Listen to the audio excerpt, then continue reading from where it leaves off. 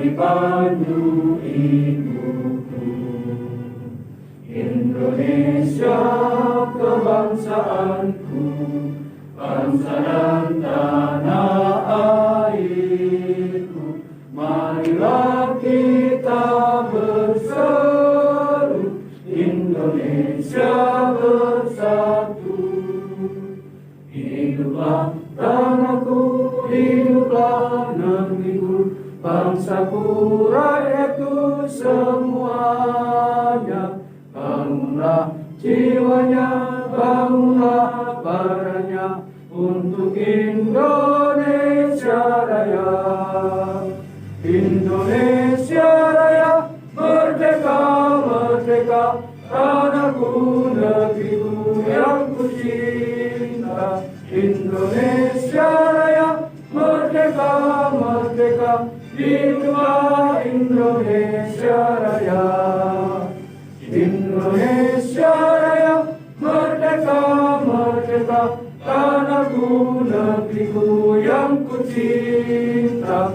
Indonesia Raya, merdeka, merdeka, hiduplah Indonesia Raya.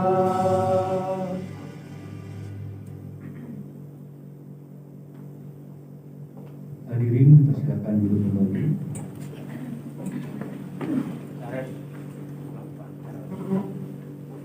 Berikutnya adalah pembacaan doa yang kami sampaikan oleh beliau Bapak Faisal. Dipersilakan Mas Faisal Haris Hasibuan SPD.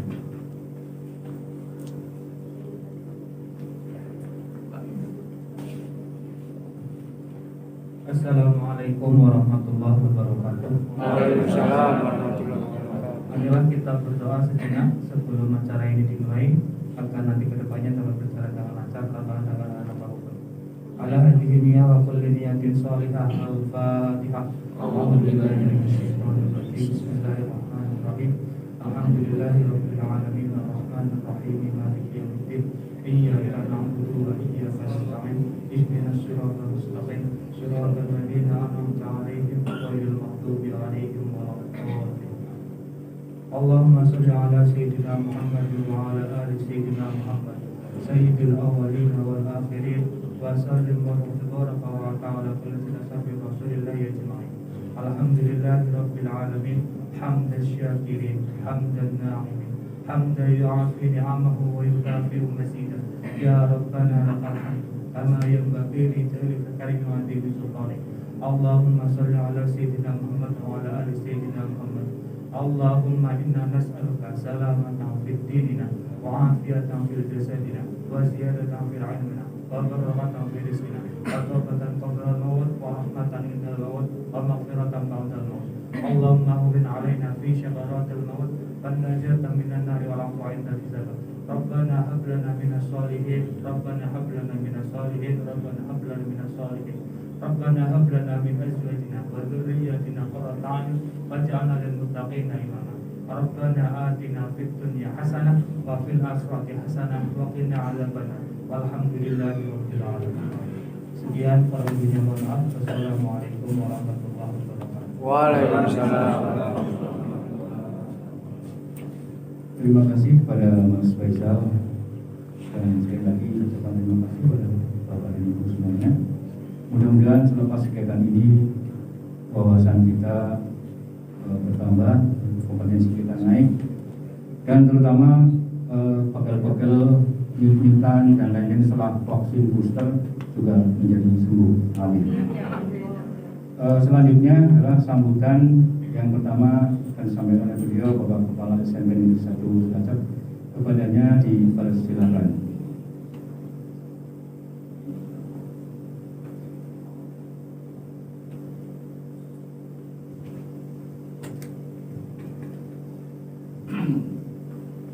Bismillahirrahmanirrahim. Assalamualaikum warahmatullahi wabarakatuh. Waalaikumsalam. Alhamdulillah wa syukrulillah, la haula wa la quwwata illa billah.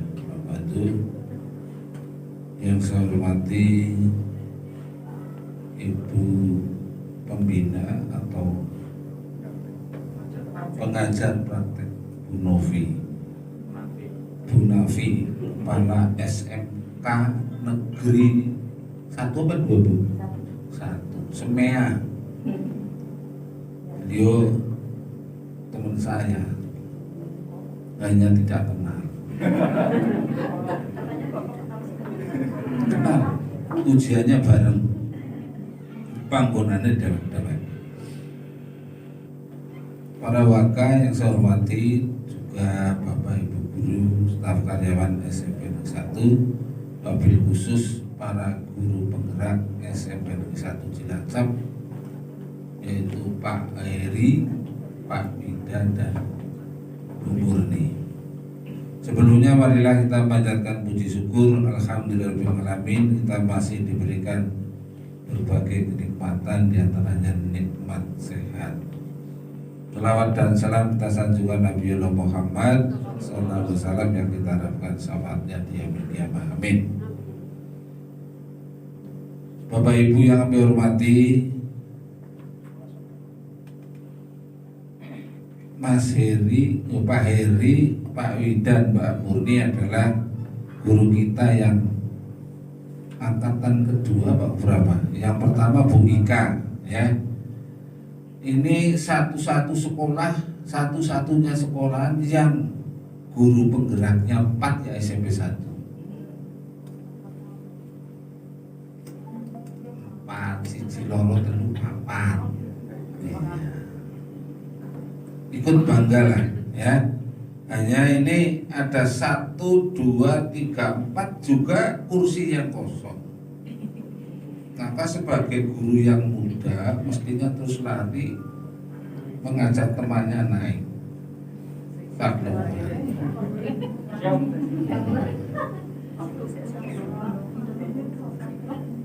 Ya, kita mengayu Bagio temannya yang sedang berkarir kan bagus ya. Kita mendukung temannya yang sedang ini susah loh ya. Bu Murni jadi guru penggerak tes apa tidak? Sedangkan langsung masuk tes ya. Jadi saingannya banyak. Maka ini teman-teman kita dari SMP Negeri 1 Cilacap luar biasa. Satu angkatan 3 itu apa ada yang lebih dari 3, Bu Nafi? Belum itu. Berarti teman-teman kita pintar-pintar. Hebat. Alhamdulillah. Jadi perlu kita dukung. Yang diundang semuanya Pak Oman? Semuanya. Ya, kita butuh 4 orang lagi atau 5 orang lagi ya. Karena terus terang saja, yang pertama saya sampaikan terima kasih atas kerawannya Bu Nafi sebagai pengajar praktek. Kayak Tanoto ya, ada pengajar praktek ya. Kan kalau di Tanoto pengajar praktek, terus praktek baik gitu loh ya. Hampir sama. Yang sudah rawuh di tengah-tengah kita, di tengah-tengah kesibukannya sebagai kepala sekolah di SMK 1. Dan juga saya ucapkan terima kasih pada teman-teman semua yang telah mendukung kegiatan ini sehingga rasanya mantap. Megang orang ini gak apa-apa ya, nantilah. Intinya didukung. Bapak Ibu yang kami hormati, terutama pada pengajar praktik, pembina pengajar praktik, kami mohon maaf jika kami dalam menyambut panjenengan kurang berkenan. Ini keadaannya di SMP 1 seperti ini, beda dengan di SMK 1. Lahannya di sini cuma 5.000 lebih ya. Kalau SMK 1 6.000 lebih gitu. 6.000 ya. Harusnya 1 hektar gitu. Nanti sama-sama sempit. Adanya seperti ini Bu. Jadi di SMP 1 yang penting guyub rukun, mendukung teman yang berprestasi. Bismillahirrahmanirrahim. Assalamualaikum warahmatullahi wabarakatuh. Waalaikumsalam warahmatullahi wabarakatuh. Yang terhormat Bapak Kepala Sekolah, Bapak Kasidin. Yang kami hormati pula Bapak Ibu Guru SMP Negeri 1 Cilacap yang berkenan hadir di acara sosialisasi kami tentang filosofi Ki Hajar Dewantara dan budaya positif. Yang kami hormati pula Ibu Nafis sebagai pengajar praktek. Mohon maaf, pengajar praktek saya juga ada tugas di tempat lain sehingga nggak bisa hadir di acara ini. Oke, karena bagian saya adalah sapu jagat ya, terakhir ya. Saya ingin menambahkan ini tentang filosofi Ki Hajar Dewantara, pendidikan yang berpihak pada anak.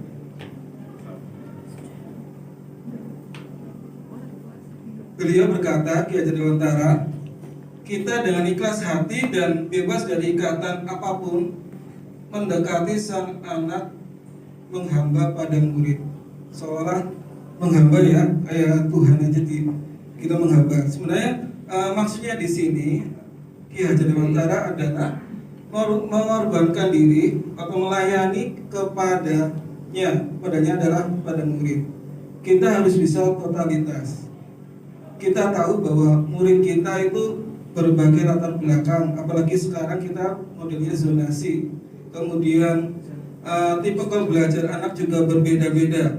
Ada yang tipe audio, tipe visual, ada yang tipe kinetis. Maka bagaimana kita melayani kepada anaknya, kepada murid? Berarti kita harus memperhatikan siswa kita sejumlah satu kelas itu, misalnya siswanya 32, maka kita harus perhatikan. Kita harus bisa menginventaris mana yang tipe audio, mana yang tipe visual, mana yang kinetis, dan kita harus bisa membuat perencanaan di RPP misalnya dengan melihat perbedaan itu atau diferensiasi tersebut. Maka kita mengenal RPP berdiferensiasi. Kita mengajarnya juga harus melihat kondisi anak tersebut. Kemudian ketika kita menilai, mengevaluasi juga melihat kondisi anak tersebut. Sejauh mana pencapaiannya, kita ukur dasarnya. Kalau misalnya dasarnya memang masih 0, levelnya 0, maka kita jangan membandingkan yang sudah levelnya, sudah tingkat awalnya sudah 5. Jadi kita harus punya grade sendiri. Itu tantangan buat kita. Jadi bukan murid untuk guru seperti yang kita bicarakan tadi. Kita tidak ingin kita biasanya jangan memaksakan semuanya harus seperti saya.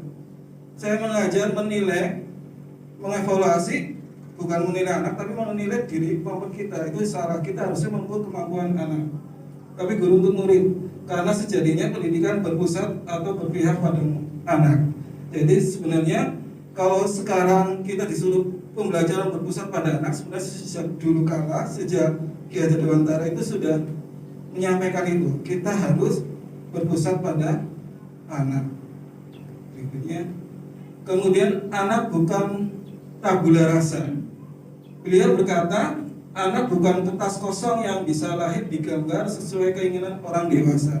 Tadi sudah disinggung oleh Pak Wida, anak lahir dengan kekuatan kodrat yang masih samar-samar. Tujuan pendidikan adalah menuntun anak untuk menebalkan garis samar-samar agar dapat memperbaiki lakunya menjadi manusia seutuhnya. Di sini dari saya sendiri praktek langsung ini ya, tadi sudah dijelaskan secara detail. Contoh langsungnya, bagaimana saya memahami anak bukan tabula rasa. Saya merasa bahwa tidak semua anak yang saya ajarkan itu harus punya kodrat yang sama dengan saya. Itu kodrat saya mungkin bakatnya di bidang IPA. Mungkin ada anak yang bakat di bidang seni, ada yang bakat di bidang sosial. Maka tugas kita bersama untuk menebalkan. Itu toleransi saya tentang kodrat anak. Kodrat anak yang saya ketahui dari pendidikan guru penggerak ini ada kodrat alam dan kodrat zaman. Kodrat alam mungkin berhubungan dengan kondisi lingkungan di sini. Kalau kita lingkungannya nelayan, sebaiknya pembelajarannya mengarah ke kebutuhan nelayan atau mungkin terhadap bakat dari tiap anak itu sendiri. Itu kodrat alam. Kemudian kodrat zaman, ya ini yang penting di pemikiran saya selama ini, setelah belajar tentang pendidikan guru penggerak, kita harus memperhatikan kodrat zaman. Oke, saya tidak memaksakan anak harus bisa IPA, tapi saya harus bisa menanamkan kodrat zaman sekarang. Kodrat zaman sekarang adalah keterampilan abad 21, 4C. Masih ingat Bapak Ibu? Critical thinking, kreatif, kolaboratif, dan komunikasi. Saya selalu memulai di kelas untuk praktek budaya positif yaitu dengan literasi. 15 menit saya tunjuk satu anak untuk membaca, yang lainnya menyimak. Kemudian ada 5 anak untuk menyiapkan pertanyaan. Saya paksakan untuk bertanya. Ini dalam rangka untuk melatih kritis. Kemudian setelah itu satu anak saya tunjuk membaca lagi. Itu juga suatu menjelaskan lagi di depan kelas. Itu melatih kreativitas anak. Kemudian latihan komunikasi, kerjasama. Saya sering ini ya, untuk belajar IPA bukan teori tapi praktek langsung anak biar memahami bahwa IPA bukan sejarah, IPA ya praktek gitu. Kalau nggak praktek bukan IPA. Walaupun tidak semuanya saya praktekkan semua, tapi minimal keterampilan 4C itu, kodrat zaman itu sudah saya sampaikan. Itu yang saya pahami tentang anak bukan tabula rasa. Saya kompromi bahwa tidak semuanya harus bisa IPA. Gitu. Lanjut next. Kemudian filosofi beliau Ki Hajar Dewantara, budi pekerti yang akan melahirkan keseimbangan dan keselarasan. Budi pekerti, watak atau karakter adalah bersatunya perpaduan harmonis antara gerak, pikiran, perasaan, dan kehendak atau kemauan sehingga menimbulkan tenaga atau semangat. Ya, larinya ke sini. Kita selain keterampilan dan pengetahuan, maka yang kita bentuk anak adalah budi pekerti. Kita sudah sepakat ya Bapak Ibu bahwa ini yang terpenting. Bagaimanapun kalau kita jadi guru, ternyata anak kita besoknya jadi koruptor atau jadi pencuri, kan kita sedih. Yang penting adalah ini karakter yang kita bentuk di sini melalui pembelajaran IPA. Selanjutnya, lanjut budaya positif. Sudah disampaikan oleh Pak Winda dan Bu Muni tentang budaya positif. Ini yang terakhir tadi yang disinggung.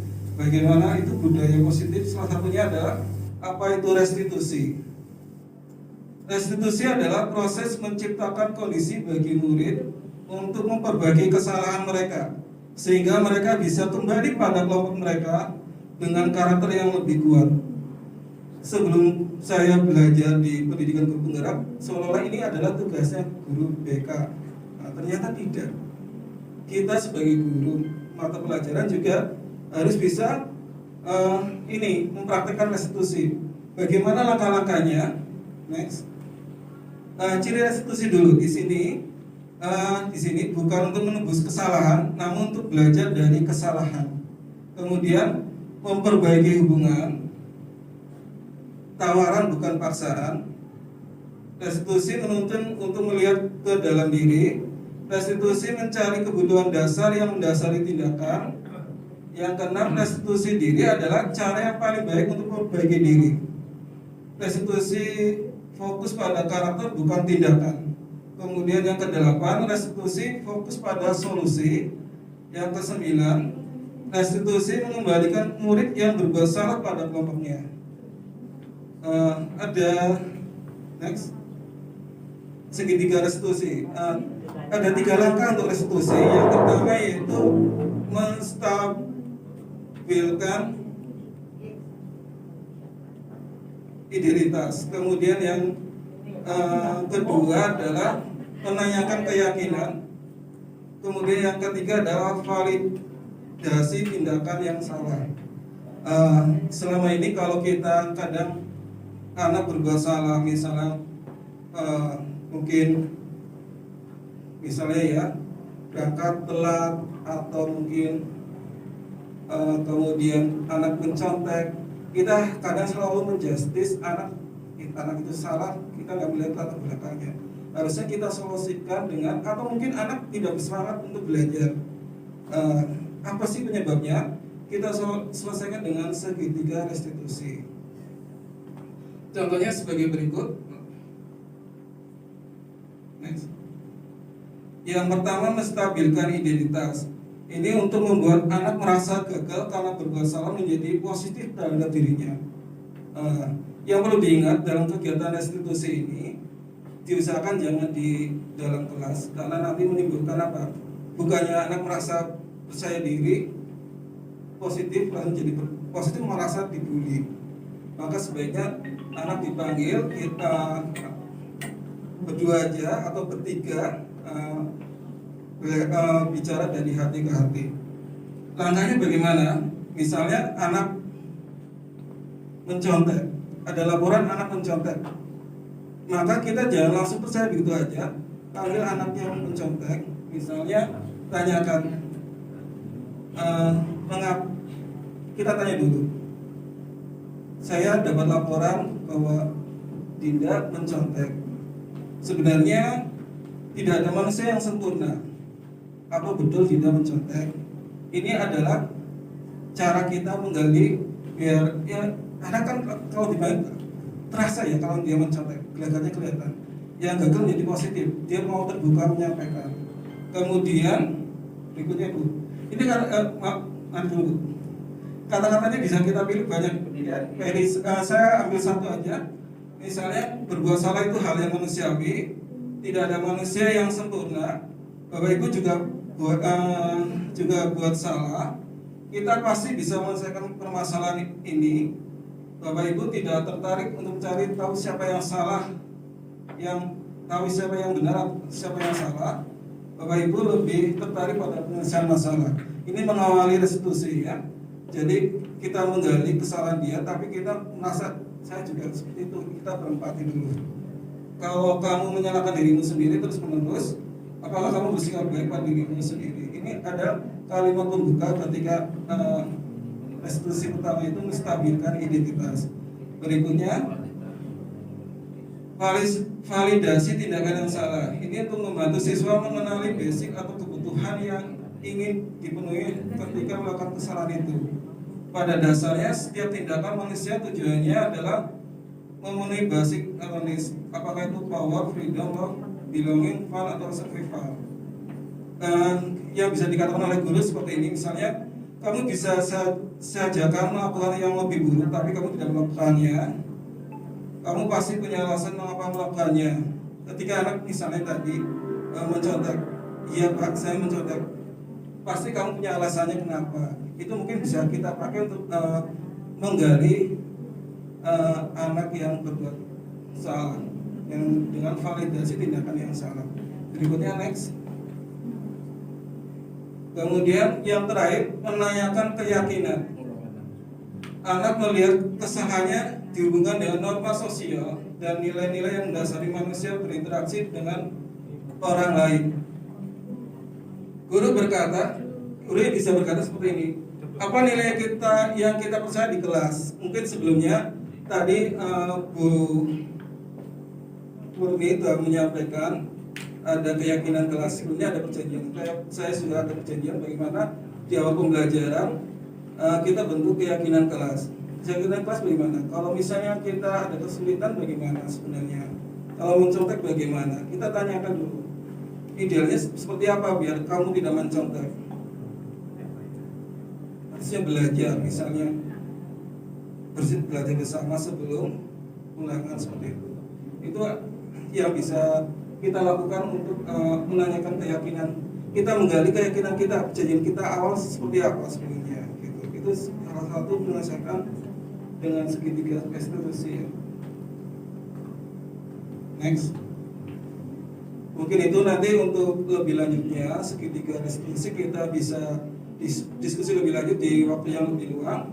Kesimpulannya di sini budaya positif, membentuk budaya positif di sekolah dengan berfokus pada kebutuhan murid dan pertumbuhan karakter positif bukanlah hal yang mudah. Tetapi kita bisa merencanakan yang terbaik untuk murid dan sekolah.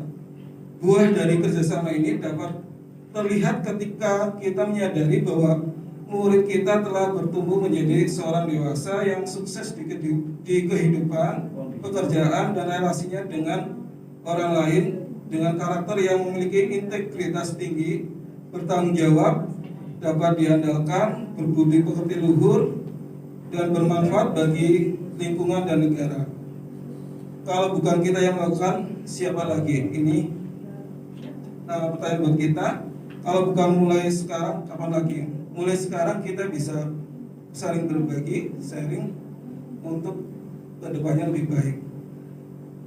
Sebelumnya saya buka mewakili bertiga ini. Kalau ada pertanyaan untuk sesi tanya jawab.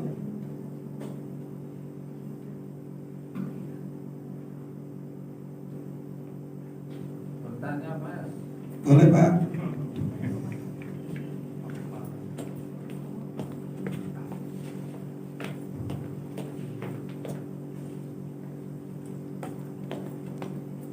Slide sebelumnya coba cek. Nah itu yang guru berkata, apa nilai kita, apa nilai yang kita percaya di kelas sekolah kita, nilai-nilai universal apa yang telah kita sepakat. Kelas yang ideal itu yang seperti apa sih? Ini panjenengan kalau ngajar seperti ini? Ini prosesnya bukan di kelas Pak. Berarti kalau kita menemukan ada yang anak restitusi berbuat tadi ya, pernah nangani tidak? pernah Pak. Anak mencontek laporan dari anak orang lain. Nah, maksud saya real pernah nangani ya? Iya Pak. Terus anaknya gimana?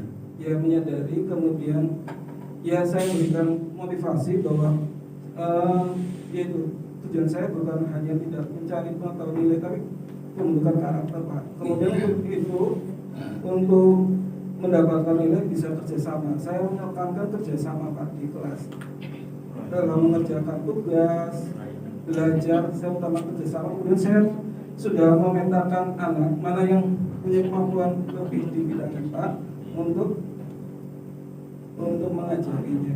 Berarti Pak Heri pernah menangani anak-anak yang mengalami hal-hal yang tidak baik ya, yang tadi restitusi apa? Iya, restitusi. Dan anaknya sembuh. Iya, itu baru komitmen anak untuk memperbaiki Pak. Itu baru praktik Pak, ini kan baru berjalan ya, dan seharusnya berjalan terus, sudah berkelanjutan Pak. Iya, itu baik, itu bagus Pak. Jadi kalau Bapak Ibu guru nanti bukan hanya Pak Heri saja, bisa ditularkan kepada semua Bapak Ibu guru. Artinya tidak menjas anak itu jelek, tidak menjas anak itu tidak baik atau salah, tapi dilihat akar permasalahannya dan diperbaiki. Makanya saya tanya, pernah ya? Sudah? Nah, kalau pernah nanti sewaktu-waktu pada saat pertemuan panjenengan bisa memberikan pengalaman ini kepada teman-teman yang ada, agar semuanya bisa diberlakukan seperti itu. Saya tertarik itu Ya, karena kita kan zonasi ya. Kalau yang prestasi, yang leader tidak masalah. Kita kan sejon Bu, zonasi yang semuanya itu pakai kata awalnya kebun jati, kebun sayur, kebun baru. Ya Pak Catur ya? Nah itu. Maka ini saya tertarik sekali ini ya. Ya nanti next time pada saat pertemuan Pak Heri saya beri waktu untuk menyampaikan hal ini biar nanti sepakat teman-teman, tidak langsung ini si John perbaiki bareng-bareng. Yang saya Pak, sebenarnya ada masternya di sini yang sudah berpengalaman, itu Bu Ika. Saya juga sering dengan Bu Ika kalau ada permasalahan. Enggak, saya ingin yang masih kanak-kanak. Loh, ini lebih baik malah ya. Gitu ya Bu Ika ya. Ya, terima kasih Pak Heri. Terima kasih Pak. Moga mungkin ada pertanyaan lain. yang ditujukan tidak ke saya saja, mungkin ke Pak Wija.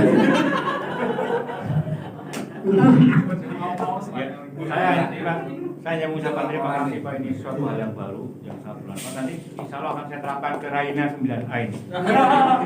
Insya Allah mudah-mudahan bisa terbuka, karena pendidikan kita sadari tidak seperti jual sayur.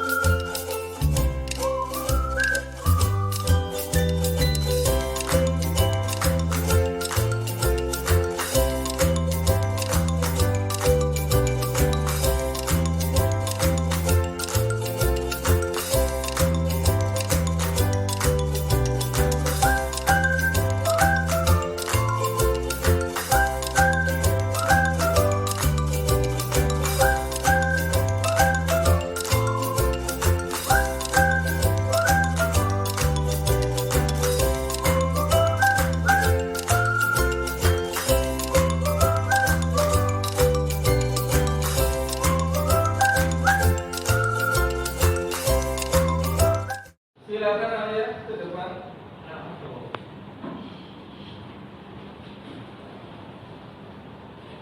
Keyakinan kelas.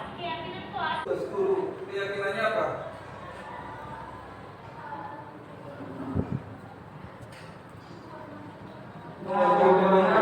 Kerjasamanya apa? Kalau mau jatuh guru, ya menghormati, kemudian menghargai. Ya itu keyakinan kelas kita ya, yang kita tuju. Dengan kerjasama apa? Tugas akan mudah dikerjakan. Itu keyakinan kita ketika kerjasama. Sesuatu yang sulit akan mudah kalau kita kerja sama. Karena kerjasama itu keterampilan abad 21 yang dibutuhkan oleh orang-orang abad 21 ini, termasuk kalian abad 21. Kalian pintar tapi nggak mau kerjasama, ya selamanya kalian tidak akan maju. Yang maju itu dengan kerja sama. Tidak ada sebuah produk teknologi yang dikerjakan sendiri, kecuali yang zaman dulu. Misalnya Einstein aja bikin bom aja kerjasama dengan beberapa insinyur, gitu ya. Itu melatih. Pembahasan lebih lanjut tentang elektromagnetik dilakukan dengan membahas proses perubahan medan magnet dapat melakukan yaitu disebut induksi elektromagnetik. Menurut Faraday, listrik dapat dihasilkan dengan cara menggerakkan magnet batang luar masuk ke barat. Temuan ini diterapkan pada generator listrik yang membuat yang digerak menjadi energi listrik, termasuk penggunaan satu cincin yang digerak menjadi dua komutator pada dinamo DC dan cincin ganda pada dinamo AC. Perbedaan dinamo dan gerakan terletak pada dua komponen utama. Iya.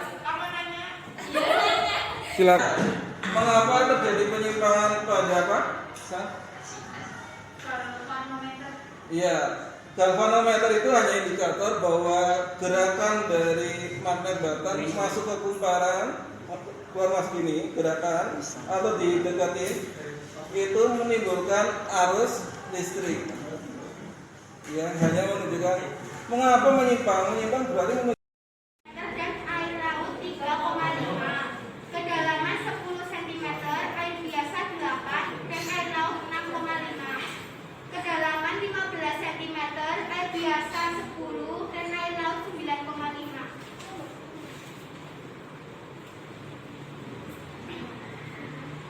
Menurutmu, manakah yang lebih besar antara massa jenis air biasa atau massa jenis air laut? Massa jenis air biasa lebih besar daripada massa jenis air laut.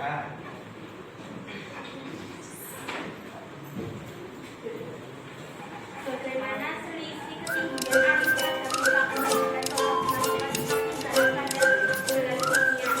Jika tolak dimasukkan semakin dalam pada gelas kimia, maka semakin dalam selisih ketinggian zat cair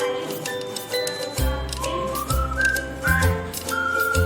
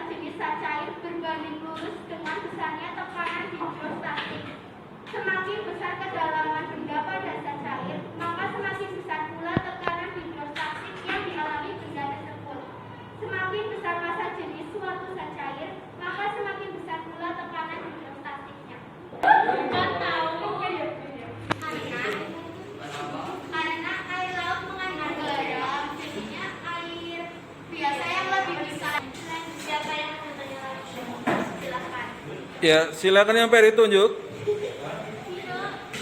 Vina. Ayo Damar.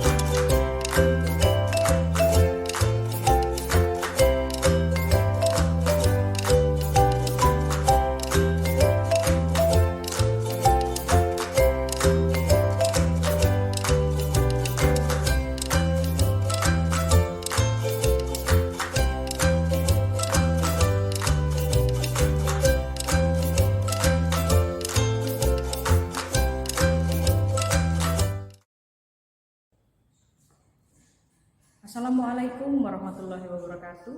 Saya Ika Ratnani, guru SMP Negeri 1 Cilacap. Sebagai rekan sejawat, dengan adanya pendidikan guru penggerak yang telah disosialisasikan oleh Bapak Heri Subut, saya merasa terinspirasi bahwa nilai-nilai filosofi Ki Hajar Dewantoro begitu membuka wawasan saya sebagai guru. Mengajar harus dengan kodrat anak dan dengan kodrat zaman, dan memvariasikannya di dalam pembelajaran itu menjadi tantangan buat kami. Terlebih dengan dilaksanakannya budaya positif bernalar kritis yang dilakukan oleh Bapak Heri Subut, ini membuka wawasan baru buat saya bahwa pelaksanaan pembelajaran untuk membangun nalar kritis siswa itu bisa dilaksanakan secara bertahap dengan membuat pertanyaan, dengan memberikan kesempatan seluas-luasnya anak secara merdeka di dalam kelas dan mendorong anak-anak lebih semangat belajar, bahkan mereka lebih senang ketika pelajaran. Mudah-mudahan budaya positif bisa lebih banyak berkembang dengan adanya guru penggerak, dan Bapak Heri Subut bisa terus semangat untuk melakukan kegiatan-kegiatan yang menginspirasi kami guru-guru di SMP Negeri 1 Cilacap. Terima kasih.